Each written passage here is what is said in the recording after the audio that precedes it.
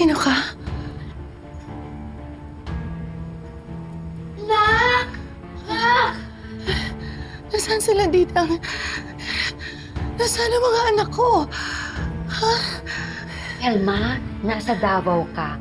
Kasama mo si Noah. Noah! Manang Lucy, ano nangyari? Noah! Hindi niya naalala kung nasaan siya. Pati ako hindi niya nakakilala. Noah!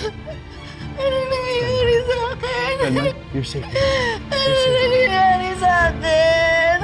Nandito ka sa Davao dahil nagpapagamot ka. This tumor is causing intracranial pressure o presyon sa loob ng bungo. Kaya madalas sumasakit ang ulo mo, nahihilo ka. Pwedeng lumala ang mga sintomas na nararamdaman mo. Pwedeng maapektuhan ang vision mo, mobility, yung behavior mo, mood, or even yung personality mo. Takot